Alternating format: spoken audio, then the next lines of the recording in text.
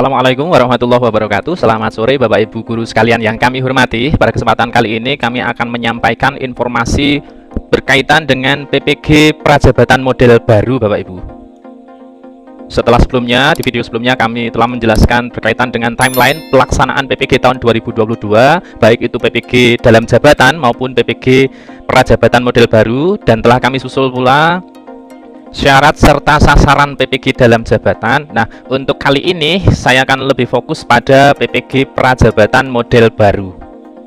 Melanjutkan informasi yang telah kami sampaikan sebelumnya bahwa pelaksanaan PPG tahun 2022 itu diharapkan akan menjangkau semua guru yang memenuhi persyaratan PPG, baik PPG dalam jabatan maupun PPG Prajabatan, baik untuk TMT di bawah 2015 yang akan mengikuti PPG dalam jabatan selama 3 bulan, kemudian juga PPG dalam jabatan dengan SKTMT 2016 sampai 2019 Bapak Ibu, juga TMT tahun 2020 Januari 2020 sampai dengan tahun 2022 yang nantinya akan mengikuti PPG Prajabatan model baru. Jadi sekali lagi kami tekankan bahwa kali ini kami akan fokus membahas pada PPG Prajabatan model baru. Nah, ada beberapa pertanyaan berkaitan dengan apakah Bapak Ibu, terutama Bapak Ibu yang berada di masa-masa transisi ini, apakah nanti Bapak Ibu akan mengikuti PPG dalam jabatan ataukah akan mengikuti PPG Prajabatan model baru. Tentu saja ini berkaitan dengan SK pengangkatan Bapak Ibu. SK pengangkatan adalah SK yang diakui berdasarkan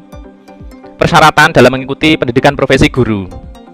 Jadi untuk TMT 2020 sampai 2022 Bapak Ibu guru yang akan mengikuti PPG Prajabatan model baru itu adalah Bapak Ibu yang menggunakan SK CPNS maupun SK P3K. Jadi kata kuncinya adalah SK pengangkatan yang diakui Bapak Ibu.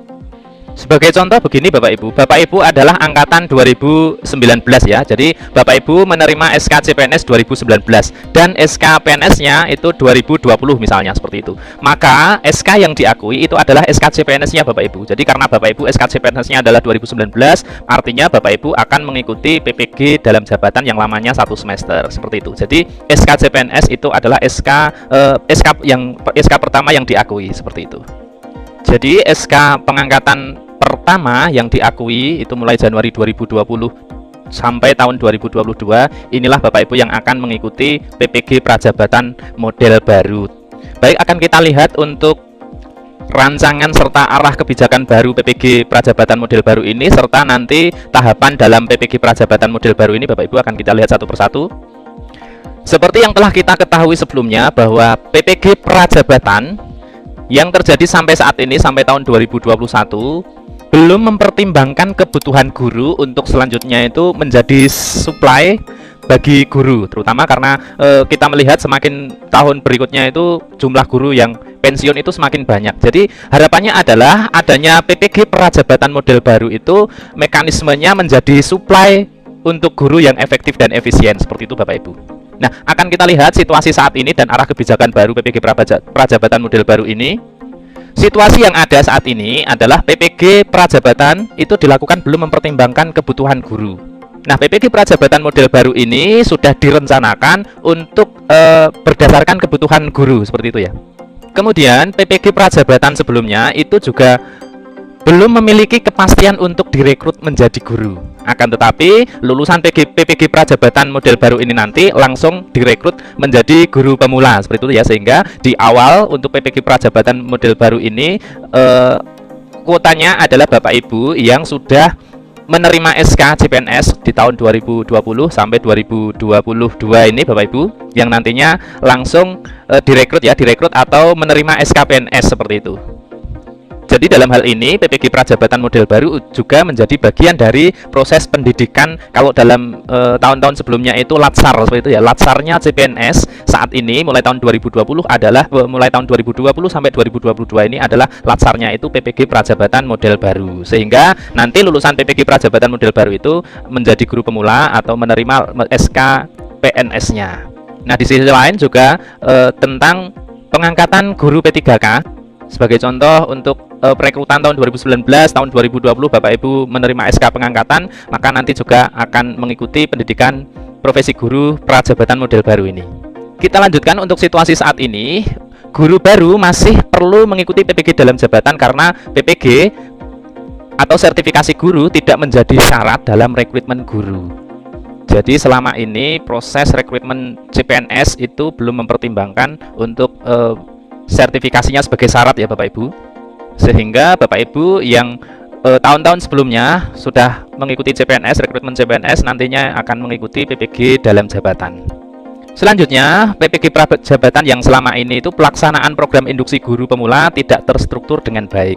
Nah, berkaitan dengan syarat menjadi syarat dalam rekrutmen guru ini nanti harapannya guru yang direkrut mengikuti PPG dan mendapat sertifikasi sebelum bertugas menjadi guru. Kemudian berkaitan dengan pelaksanaan program induksi ini, induksi guru pemula dilakukan secara terintegrasi dengan PPG dan menjadi syarat sebelum seorang guru mulai bertugas.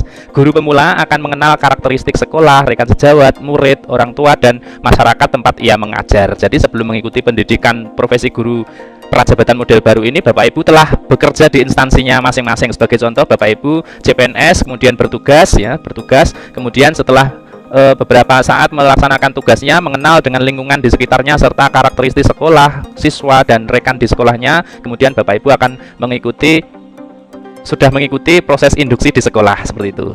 Selanjutnya, program praktik lapangan atau PPL ya, PPG Prajabatan sebelumnya itu tidak memiliki relevansi yang kuat dengan tempat mengajar guru pemula.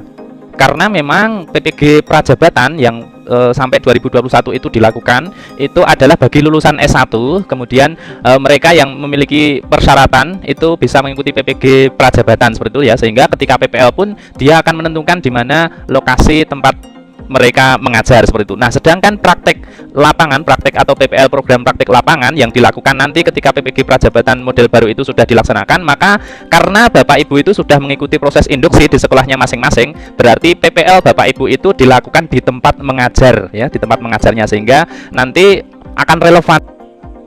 Kemudian PPG Prajabatan saat ini tidak terjadi sinergi yang optimal antara pemerintah pusat, pemerintah daerah, universitas, dan sekolah dalam perekrutan guru baru. Nah, arah kebijakan baru PPG Prajabatan model baru ini, semua pemangku kepentingan bersinergi dalam perekrutan guru baru, mulai pemerintah pusat, pemerintah daerah, universitas, hingga sekolah. Maka di tahap P3K tahun 2021 yang sudah Bapak Ibu ketahui itu mulai dari perekrutan ya, kemudian semua pemangku kepentingan itu bersinergi, baik Pemda, universitas, dan juga sekolahnya yang akan menjadi sekolah ditempati sebagai calon P3K. Nah, inilah mekanisme suplai guru yang nantinya diharapkan melalui pendidikan profesi guru Prajabatan model baru itu akan dapat dilaksanakan dan menjadi bagian dari proses induksi. Baik, kita lanjutkan Bapak Ibu untuk rancangan tahapan asesmen ya. Rancangan tahapan asesmen PPG Prajabatan model baru. Ini akan kami jelaskan singkat saja karena di video sebelumnya juga sudah kami sampaikan. Untuk tahapan asesmen itu ada dua macam, yaitu tahap awal dan juga asesmen tahap akhir.